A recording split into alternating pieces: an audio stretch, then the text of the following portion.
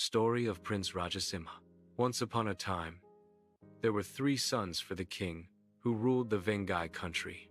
When all 3 of them grew up, the king called all 3 of them and said, "My sons, as I am getting older, I want to get you married soon," said father. The sons replied, "Father, whatever your wish, do it accordingly. Tell us whom we should marry," asked the children. "You all 3, take these 3 arrows and go to the open field. Shoot the arrows. Wherever they fall, there will be your brides." The king replied that they would be.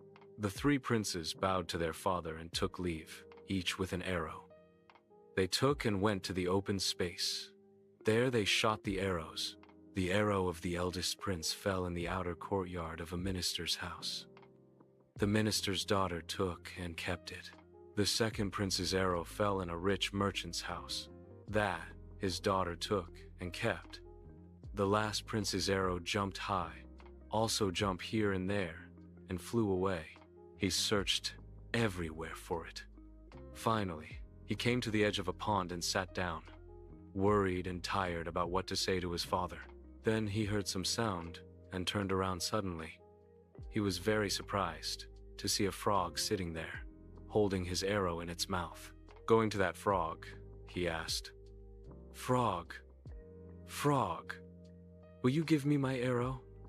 "I will give, but there is one condition," said the frog. "What is it?" asked the prince. "You must marry me," said the frog. "How could be it?" asked the prince.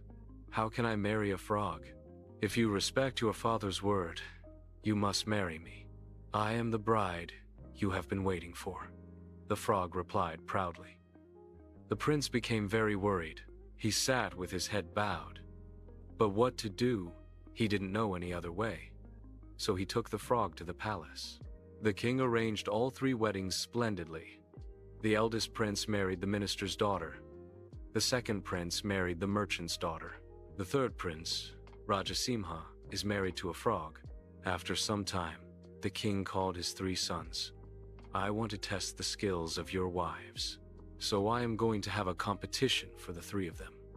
The first competition is to see who is the best at tailoring. So each wife must bring me a shirt by tomorrow morning," he ordered. The 3 princes greeted their father and took their leave. Rajasimha returned to the palace and sat with worry, thinking about what to do. The frog slowly hopped and jumped towards him. "Prince, why are you sitting so sadly with your head down? What is your sorrow?" I asked, with love. "My father has said that I must sew him a shirt by tomorrow morning." "But how can you sew?" he asked with sadness. "Prince, do not be sad. Go and lie down and sleep peacefully." The frog said that a good way will be found for this when the day breaks. The prince went and lay down without answering anything. The frog hopped to the outer gate. There, she took off her frog skin and transformed into a beautiful and wise princess. She clapped her hands and called out, and the maids came. "My maids, you must sew a shirt for me by tomorrow morning, the same kind that my father wears." She ordered to start the work soon. The servants also said they would do so. In the morning, the Prince Rajasimha woke up. The frog was hopping on the ground as always, but the shirt was made and wrapped in a beautiful cloth and placed ready on the table. Seeing that, Rajasimha became very happy. He took the shirt and went straight to his father. At that time, the other 2 princes were giving the king the shirts they had brought. The king opened and looked at the eldest prince's shirt. He gave this shirt to the nearby worker, saying that it would be suitable for those working here. The second prince took off his shirt. The king gave it to the old guard nearby, saying that this shirt would be suitable for the elderly to wear in winter. When the third prince, Rajasimha, opened the shirt he had brought, the king was very surprised to see that it was made with gold and silver brocade and intricate artwork. "Wow, isn't this suitable to wear on festival days?" he happily praised and took it for himself. Both elder brothers hung their heads down. It seems that it was not right for us to laugh at his wife. They were talking among themselves that she is not a frog, but a great magician, isn't she? After some time had passed, the king called his 3 sons and told them about the second task. "Your wives must prepare some food for me by tomorrow morning. I want to know who is the best in the culinary arts, he said. The third Prince Rajasimha came as usual, sadly. The frog asked, Prince, why are you so sad? He said, You have to prepare some food for my father by tomorrow morning. Okay. Don't worry. Go and lie down. If the day breaks, a way will be found, said the frog. First, the other two princesses, who had laughed at the frog, now sent a maid to see how the frog prepares food. But the frog understood the secret of the princesses. It kneaded a little vada dough and put it inside the base. Then it closed all the doors. The maids immediately ran and told the princesses what they had seen. They thought they could do as the frog did, but they were bewildered, unable to do anything. Like them, Rajasimha also wanted to see what the frog was going to do to cook. So he pretended to be asleep. The frog, thinking he was asleep, went to the kitchen, took off her frog skin, and turned into a beautiful princess. Rajasimha, seeing this, was amazed. The frog went to the outer door and clapped her hands and shouted, My maids, come here quickly and start the work, she said. Prepare a delicious feast like the one I eat at my father's house. She ordered that it should be completed by tomorrow morning. In the morning, when the Prince Rajasimha woke up, the food items were prepared and placed ready on the table. The aroma pierced the nose, placed in a very elegant, beautifully decorated vessel. Making the viewer's mouth watering, Rajasimha was overjoyed. He placed them on a large plate and took them to his father. The king was receiving the food that the sons had brought. The eldest princess had burnt and charred all the food. It made one grimace just by looking at it. The king immediately pushed it away. Now the king opened the food made by the second princess. It was not cooked properly, and everything was raw. The king also put that aside, did not touch it. But seeing the food items brought by the third Prince Rajasimha, he was very happy and said, Isn't this delicious food suitable to eat on festival days? And ate everything with pleasure. Then the king invited his three sons the next day to come to a feast with their respective wives. Now Prince Rajasimha became very worried. The frog hopped and jumped and came near the Prince Rajasimha. Prince, why are you like this? Did your father say something that upset you? What's the matter?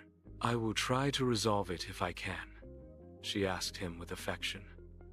The prince lamented, What will I do now? The king has said that I should bring you to the feast he is giving. I don't know how to take you before others, he said. Then the frog said, Prince, don't be sad. The frog, who said this, thought for a while. Then turned towards the prince. Go to the feast alone first. Then I will come and join you. That time great thunder and lightning will appear. Do not be afraid. If others ask you what the sound is, tell them that my wife Frog Coach is coming. And then she left. Similarly, Prince Rajasimha went to the feast alone. His two elder brothers came with their wives. Their wives, wearing the finest clothes and expensive jewelry, looked like angels. These four saw Rajasimha coming alone and made fun of him. They asked him why he had come alone without his wife. He could have brought his wife in a small cloth. Where did you to find such a beautiful wife? Did you search and wander around all the ponds? They mocked and ridiculed him in many ways. Meanwhile, the king arrived, and everyone stood up in respect. Then the king, the princes, their wives, and the guests sat down to eat. Then suddenly, a loud thunder and a flash of lightning appeared. The palace shook and trembled. The guests jumped up from their seats, hearing the noise. But Rajasimha said to them, Guests, do not be afraid. My frog wife is coming in the coach. Please sit down, he requested. Then, at the palace gate, a golden coach pulled by 6 white horses stopped. From it, a princess descended, like a sesame painting, in such a way that others would wonder if there was such a beautiful woman in the world. She was wearing a dress, the color of the blue sky. Stars were embedded in them, and she wore a crescent moon as an ornament on her forehead. Her beauty could only be admired in person, not described in words. She came directly to Rajasimha and took his hand and led him to eat. Seeing that, everyone else followed them. Then the guests began to eat and drink and rejoice. Then, when the frog princess drank the fruit juice, she poured the fruit juice at the bottom into the left hand of her dress. And after eating all the meat dishes, she put the bones into the right hand of her dress. The wives of the elder sons who were watching her did the same. Everyone ate food and drank fruit juice. Then the time to dance came. Then the frog princess held Radhasima's hands and started to dance. Seeing her spinning and spinning, the guests applauded. The frog princess waved her left hand. Then the fruit juice poured from her clothes splashed and turned into a pool. Then she swung her right hand, and all the bone fragments she had put in it splashed and turned into beautiful swans, and they swam in the pond. Seeing this, the wives of the elder princes did the same as the frog princess. But alas, pity, the bones and fruit juice they had placed were splattered on the faces of the guests. Therefore, the king became very angry and ordered them both to leave the place immediately. In the meantime, the third prince, Rajasimha, secretly slipped away without anyone knowing and ran to his palace and urgently put the frog suit in the fire and burned it. Then he thought that she would remain in this beautiful form without changing back into a frog. The frog princess, who came running behind, saw it and was very sad. "Prince, what have you done? If you had waited a little longer, I would have lived my whole life with this form. Now you have spoiled everything. But now there is no other way. Goodbye." The frog princess, who said, "Beyond the 7 seas and 7 mountains, in the forest where the 10-headed demon lives, search for me and rescue me." After saying this, she transformed into a cuckoo and flew away through the window. Radhasimha cried and lamented. King and his brothers asked him what happened. Rajasimha told the whole story and asked his father's permission to set out and search for her. The king agreed immediately, and his brothers also wanted to help him. On hearing this, Rajasimha was very happy. All the 3 princes started their journey on horses in search of Princess. Continues. Adventures of Rajasimha, Part 2. The Prince Rajasimhan and his 2 brothers traveled day and night and got tired. They were in a state where they could not take another step and searched for food. The horses they traveled on also died.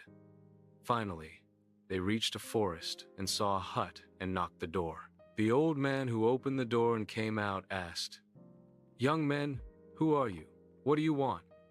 "Sir, first we need something to eat. Then we will tell our story," said the 3. The old man also shared the food he had with the 3 of them. The 3 of them ate, and after resting a little, they said that they had come searching for the 10-headed demon. To that, the old man said, "I don't know anything about it, but my brother who lives on the other side of this forest knows. Here, take this thread. Where this rolls, if you followed without fear, it will show the place where my brother is," he said. The 3 of them thanked the old man and left. They rolled the ball of thread. Wherever it rolled, they followed it. Suddenly, a bear appeared in front of them.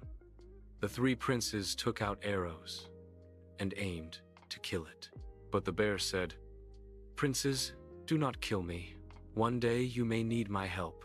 The princes took pity on the bear and continued their journey without killing it. Then a wild dove flew over their heads. The princes thought of killing it and eating something to satisfy their hunger, but it also said, "Princes, do not kill me. You may need my help one day." The princes continued walking without killing the dove. Then a rabbit ran. The 3 of them shot an arrow and went to kill it, but the rabbit said, "Princes, don't kill me. One day you may need my help." Okay. Without killing it, they reached a riverbank. There, a big fish was lying on the shore, gasping for breath. Seeing them, the fish pleaded, "Have a little mercy and throw me into the water." The princes picked it up and put it in the water and continued their journey. Finally, the thread stopped in front of a hut after crossing the forest border.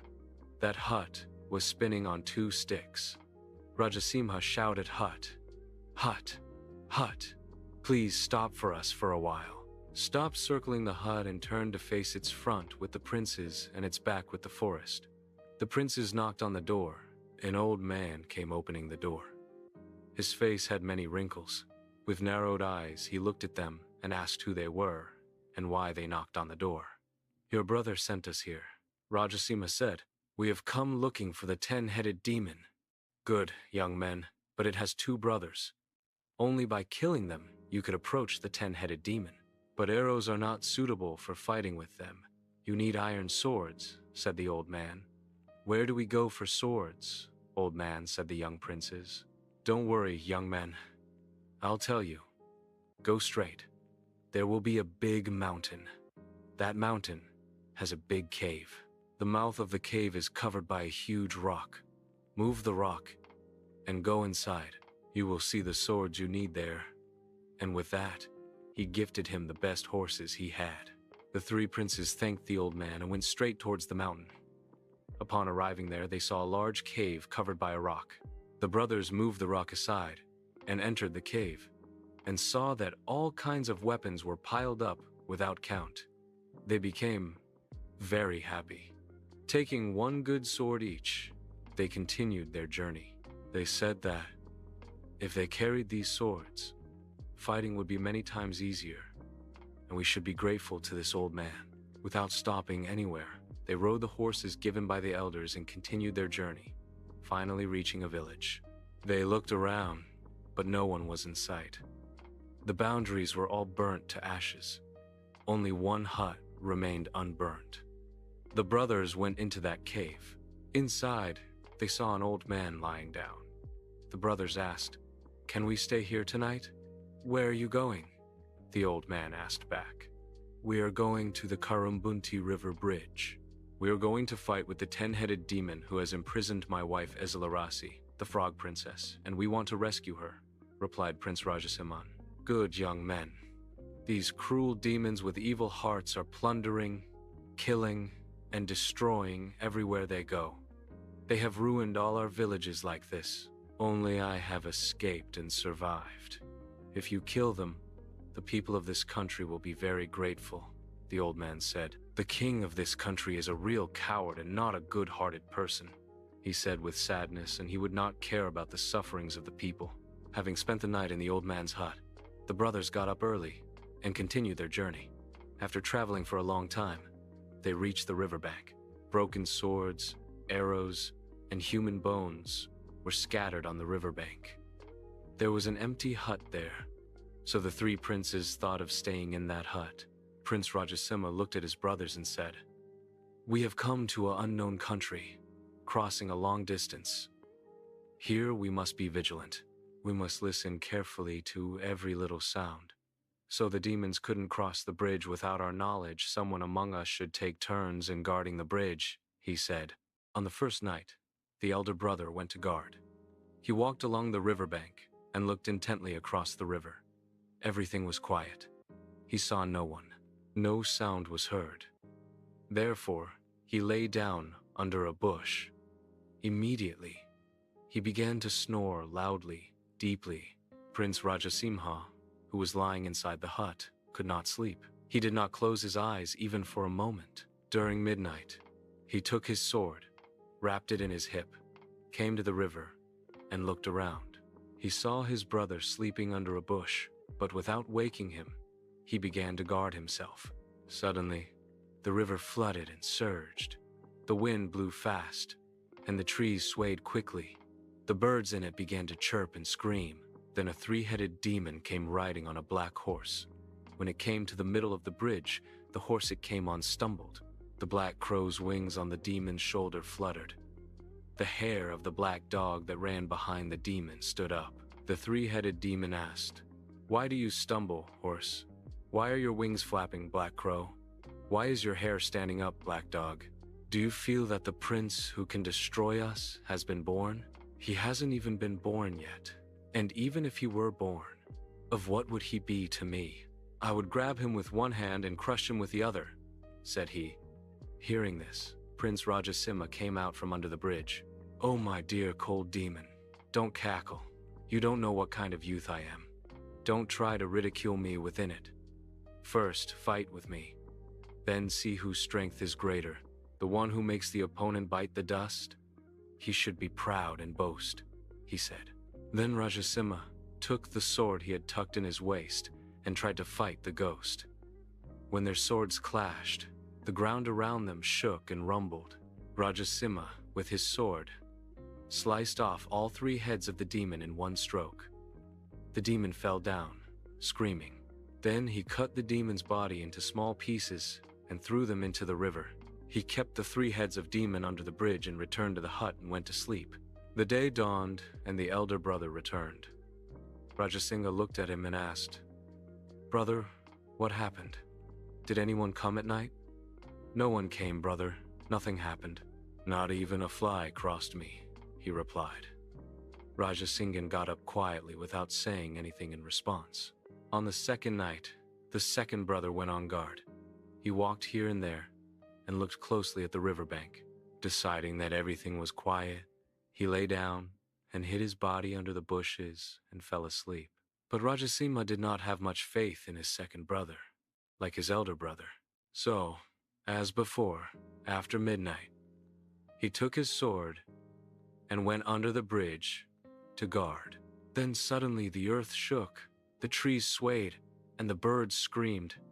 Just like its brother, the 3-headed demon, this 6-headed demon and the horse stumbled. The crow's feathers fluttered. The dog's hair stood on end. This demon also asked them, "Has the prince who can destroy us been born? But what? He is not worth the dust of my feet.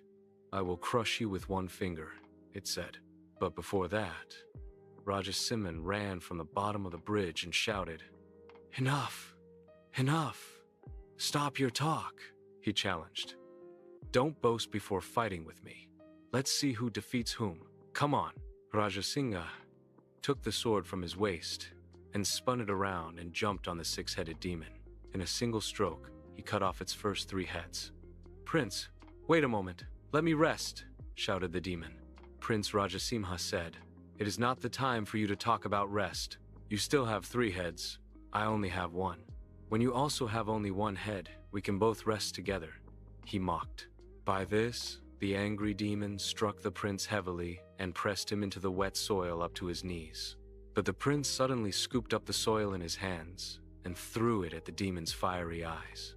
When the demon stumbled, unable to see, he used his sword to slice off the other 3 heads. Then, cutting its body into small pieces and throwing it into the river, he placed the 6 heads of the demon under the bridge and returned, pretending nothing had happened, and slept. The day dawned, and the second brother returned. Rajasimha asked him if anything had happened during the night. "Nothing happened. Not even a fly or mosquito flew past me," he replied. "Is that so, brothers? Come with me. I will show you the fly and mosquito." Saying this, he took his brothers under the bridge and showed them the heads of 2 great demons. "These are the flies and mosquitoes that fly here at night, and you 2 were born to snore and sleep, not to enter the field and fight," Rajasimha said angrily. Both brothers were ashamed and bowed their heads down. They mumbled softly that sleep had defeated them.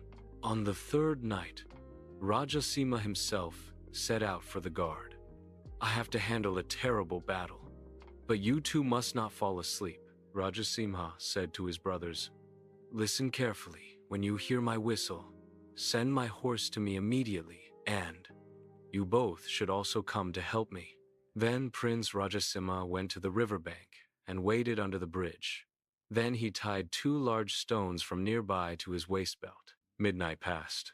The ground shook and trembled. The water in the river flooded, bubbled, boiled, and surged. A strong wind whistled and howled. The birds in the trees shrieked and cried. A 10-headed demon came riding on a horse. Its 10 heads whistled and made a great noise. Its eyes spewed fire. The demon's horse had 10 wings. The horse's hairs were copper-colored, and its mane was made of iron. As the demon was riding on the bridge, the horse stumbled. The wings of the black crow sitting on demon's shoulder flapped. The hairs of the black dog that ran behind stood up. "Black dog, why are your hairs standing up? Everything seems ominous. Do you sense the prince is here somewhere? Has he been born? Even if he were born, could he stand against me? If I blow just once, that's enough. Not even a handful of ash will be left of him, it roared. Hearing this, Prince Rajasimha came out from near the bridge. Hey, demon, enough, enough. Don't boast. Quickly, your honor is about to be lost, so stop it here, he shouted. Oh, Prince Rajasimha, is it you? Where did you come here? Asked the ear-splitting demon. The demon with a wicked mind. I have come to see you in person, and test your valor, and to destroy you, replied Rajasimha. Have you come to test my valor? You are equal to a mosquito before me, it sneered. Immediately, Rajasimha told he did not come to tell you a story or to ask you for a story. O evil demon, I have come to fight with you and destroy you, and I want to save my wife, the beautiful princess, and the people of the country from your cruelty, he said. Rajasimha, whirling his sharp sword, leaped and sliced off 3 of the demon's heads. But the demon, even though he fell down, suddenly jumped up and grabbed its head, bringing fire to its finger and pressing its head on its neck. But within this, the condition of Rajasimha became very pitiable. Then the sound of the loud hissing sound made by the demon caused his ears to become deaf. It burnt him with its fiery breath. Sparks rained down on him, and it pressed him into the ground, up to his knees. Prince, are you tired? Do you want to rest? The demon asked. Then Rajasimha said, Enough of that mockery. Don't talk about resting. Tirelessly, I will cut down and defeat. This is the only way for me. Saying so, Rajasimha shouted loudly and took a large stone from his waist belt and threw it at the hut where his brothers were. It broke the window and fell inside. But both of them were sleeping without waking up. They didn't hear anything. Then Rajasimha gathered all his strength and came out of the ground and swung his sword and cut off 5 of the demon's heads. But the demon immediately grabbed them, summoned fire in its hands, and reattached them to its neck.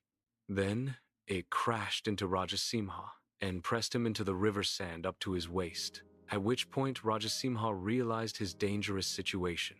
He picked up another stone from his waist belt and threw it at the hut.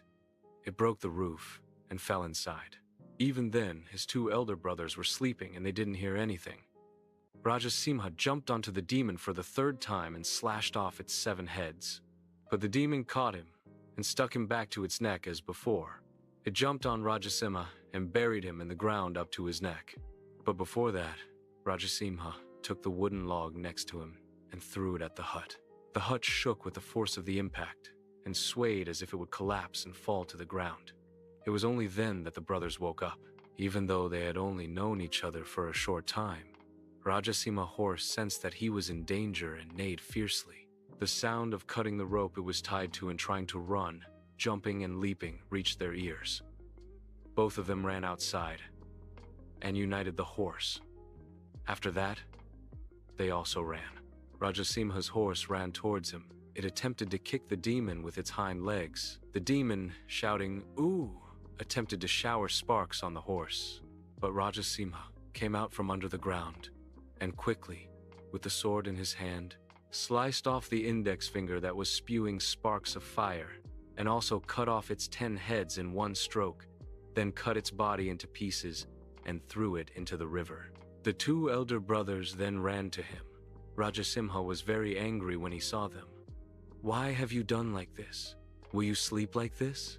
Because of your love for sleep, I might die, he said in a very angry voice. The 2 brothers apologized to Rajasimha and took him to the hut and gave him food to eat and put him to sleep. When the day dawned, Rajasimha got up and began to put on his clothes. Why? Have you gotten up so early after such a terrible struggle at night? The 2 brothers asked, Where are you going without sleeping for a while longer? No, I have slept enough, Rajasimha said. I left my waist belt in the sand of the riverbank and now I have to go and find it. The brothers agreed. Rajasimha asked his brothers, Did you see what kind of apple tree it is? That's why I told you that apples won't satisfy our hunger. Then the 3 of them got back on their horses and continued their journey. They rode for a long time. They were tired and rested. When they looked around, they saw a soft-colored carpet spread on the grass and a silk pillow on it. When they saw it, they said to Rajasimha, "Let's lie down on it for a while and take rest."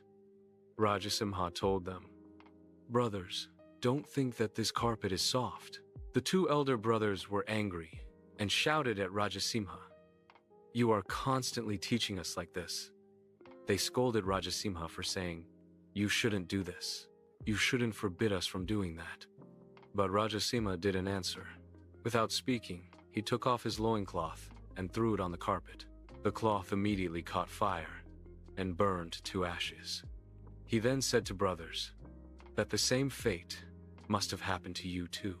Then he went and cut the carpet and the pillows with his sword. He tore them into small pieces and threw them away.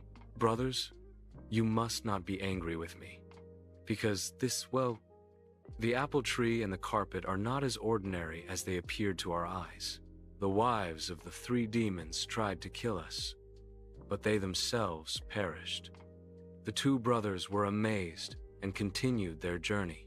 They continued on a long journey, but suddenly the sky darkened. The wind howled, the ground shook, and they saw a big boar chasing them and running away. It opened its mouth and tried to swallow Rajasimha and his brothers. But the three brothers immediately picked up 3 big stones that were lying on the ground and put them in its mouth. The boar was very happy. It thought that it had swallowed Rajasimha and his 2 brothers with its mouth. It stopped running and started to bite its mouth slowly and eat. But when it realized that it was a stone, it started chasing them again. Seeing this, Rajasimha told his 2 brothers to run in different directions.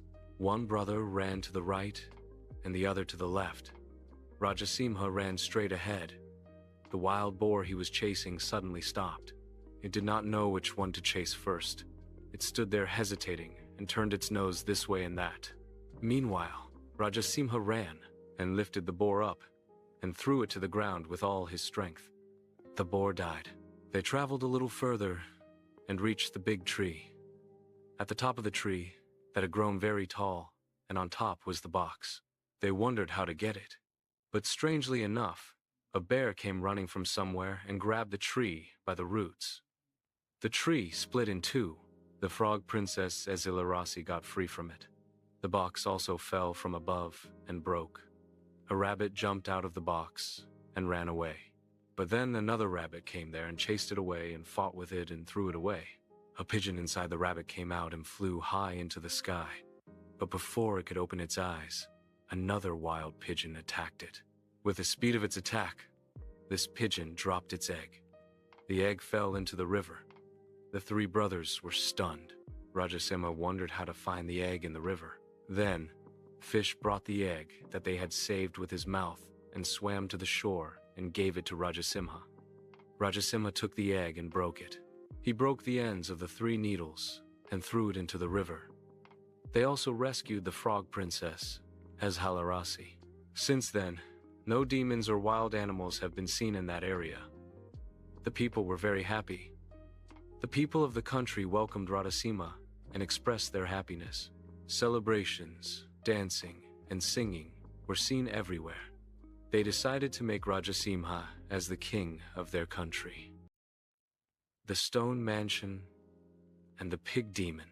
Seeing Rajasimha leaving in a hurry to find his waist belt, his brother said, "Rajasimha, why you are leaving in a hurry as if it were a big deal? If we go to the city, you can buy a new one there." No, I want my old one," Rajasimha said. Rajasimha came to the riverbank alone. He was not looking for his waist belt there. He went across the bridge to the opposite bank and went to the demon's stone mansion without being seen by anyone. He quietly approached an open window, hid under it, and began to listen carefully. Rajasimha wanted to know if the people inside were planning something. When he looked inside, he saw that the 3 wives of the demons and their mother, the old demon, were sitting there. They were sitting inside and talking. The wife of the 3-headed demon said that when they arrived, the Prince Rajasimha, who killed my husband, should be killed before he and his brothers return to their country. I will run away and make them unable to bear the heat of the day. I will turn myself into a well and wait. They will come to my well to drink water without being thirsty. They will die after drinking one mouthful." Then old demon said, "You have said it well. That is what you should do to them." Next, the wife of the six-headed demon said, "I make them very hungry and run ahead of them. Turn me into an apple tree and stand in their way. Everyone will want to eat the apple, but they will die after taking one bite." Again, the old demon agreed that, "You have said it well. That is what you should do too." Now the wife of 10-headed demon said, "I will cast a spell to make them sleepy. I will run ahead of them and appear on the path as a soft carpet with silk pillows. The three brothers will want to lie down on the carpet and sleep, but they will burn to ashes," said the wife of the 10-headed demon. The old demon said, "You said it right. If you three fail to kill them, I will turn into a big pig and chase them away and drown them." But even then, the old demon saw that the faces of the three daughters-in-law were worried and asked what was the matter. "What is the merit of doing all these things?" They all said in unison that our husbands are not going to come back to life. The old demon immediately said, "Don't be sad. On the other side of this forest, there is a tall tree. It is not an ordinary tree. It was created by my children with magic. At the top of it is a box. In the box is a rabbit. In the rabbit's belly is a dove. In the dove's belly is an egg. In that egg are 3 needles. At the tip of those 3 needles is half the life of my 3 children. If you bring them and recite the spells, if you sacrifice the frog princess who are imprisoned in the trunk of that tree, they will come back to life." The old demon said. The other 3 demons were very happy. Prince Rajasimha, who was listening to them, hurried back to his brothers. When the brothers saw him, they asked him if he had found his belt. "Yes," Rajasimha replied. "Why did you spend so much time going there for this? Is it necessary?" they asked. "It was very necessary," said Rajasimha. Rajasimha didn't tell them what he heard in the demon's house. He only said that the Ejjilarasi was imprisoned inside the tree and said that we should leave immediately. Then the 3 brothers prepared for the journey and set off towards the other end of the forest. It was a very long and dense forest. They rode through forest clearings and grassy areas. Suddenly, the heat could not be tolerated. Their throats were dry and their tongues were parched. They thought that they must die of starvation without drinking some water. When they looked around, they saw that there was a well there. A silver bucket was floating in it with a rope. The 2 elder brothers said, "Rajasimha, come down here and let us drink water, and water the horses also and go. Who knows it?" Rajasimha said that the water of this well would be poisonous. He jumped off his horse and threw his sword and slashed the well. Immediately, a terrible screams arose from the well. Suddenly, a mist appeared and the heat subsided. The 3 brothers were not thirsty now. The well turned into a demon and collapsed. "That is why I told you that we should be very careful in the new place," Rajasimha said. He advised his brothers to be careful from now on. They mounted their horses again and continued their journey. They went a little distance. They saw an apple tree full of large, beautiful red apples. On seeing it, the 2 elder brothers, who were hungry, jumped off their horses and ran to pick the fruits. But Rajasimha overtook them and threw his sword and cut the apple tree down by the roots. Knowing this, the king of the country wanted to kill Rajasimha by treachery. Therefore, he invited Rajasimha and his brothers as his guests. But Rajasimha's brothers, because it had been many days since they had left the country, said that their father would be sad, and so they would take their leave, and that Rajasimha and his wife Ejjilarasi would stay here for a while and left. Rajasimhan and Ejjilarasi reached the king's palace. Rajasimha was amazed by the beauty of the palace. The reception was given to both Rajasimha and his wife. Ministers and royal dignitaries participated. The king presented beautiful gifts to both of them, but Princess Ejjilarasi did not like any of these. The king's gaze gave her fear and anxiety. She thought about leaving that country as soon as possible. But Rajasimha's thoughts were the opposite of that. He was infatuated with the king in flattering praises. Therefore, despite much insistence, he refused to leave there quickly. Therefore, Ezilarasi also, without further urging him, left him. The king of the country, who was fascinated by Ezilarasi's beauty, decided to make her his queen, but he afraid of Rajasimha. Because Rajasimha was a great warrior who conquered even the demons. So the next day he immediately called his ministers and advisors, gave them the best food and drinks, and then addressed them. "My ministers, my advisors, I value you more than my life. You must give me some advice." He asked them. "O king, we are obliged to give you proper advice," they replied. "The wife of Rajasimha, who is staying as our guest, is the most beautiful woman I have ever heard of or seen. There is no beauty equal to hers anywhere. She is more beautiful than other women, but she is the wife of an ordinary princess." He asked, "What is the way to make her mine? Advise me." Hearing this, the ministers and advisors were shocked, but knowing the king's character, they began to advise. They consulted and said that they could kill the prince and marry her. Otherwise, one person said that they could secretly bring her and keep her in the palace without anyone knowing. Thus, after everyone gave their own suggestions, the chief advisor began to speak, silencing everyone. "All the ideas mentioned so far are unwise. If we kill the prince, whom the people of our country worshipped as a god, the people may revolt. We cannot secretly abduct her either. Sooner or later, the people will find out. People will rise up in anger. So in such circumstances we must use a trick," he said. "Then what is your advice?" asked the king. He heard that in the country of Vijayapuri, on the banks of the river, there was a female tiger and her cubs. They say that this tiger is more ferocious than all the animals in the world. You must ask this prince to bring back some milk from this tiger. The prince will not return. The tiger will kill him. Then his wife can be made yours," he said. The king, his ministers and advisors supported this tactic proposed by the chief advisor. They praised him greatly, saying it was a very clever plan. The king immediately implemented the plan suggested by the chief advisor. Pretending to be seriously ill, he sent for Prince Rajasimha to come to the palace. When the prince arrived, the king said in a low voice, "Friend, come. I apologize for not being able to get up and welcome you." "So what, friend?" When the prince arrived, the king said in a low voice, "Friend, come. I apologize for not being able to get up and welcome you." "So what, friend? What happened to you?" asked Rajasimhan with genuine affection and sorrow. "I suddenly fell ill and suffering. The palace doctor says that this disease is very cruel and dangerous. The only remedy for this disease is available only in the country of Vijayapuri. There, on the bank of a wide river, a female tiger is living with her cubs. The doctor says that if I want to recover and get up, the milk of this tiger is the medicine for it. I don't know what I am going to do. Who is going to bring it to me?" The king, saying that I should die with this, he groaned even louder than before and acted as if he could not bear the pain. Immediately, Rajasimha, without a moment's thought, said, "My friend, why are you worried about this? Wouldn't I even do this for you? Don't be sad.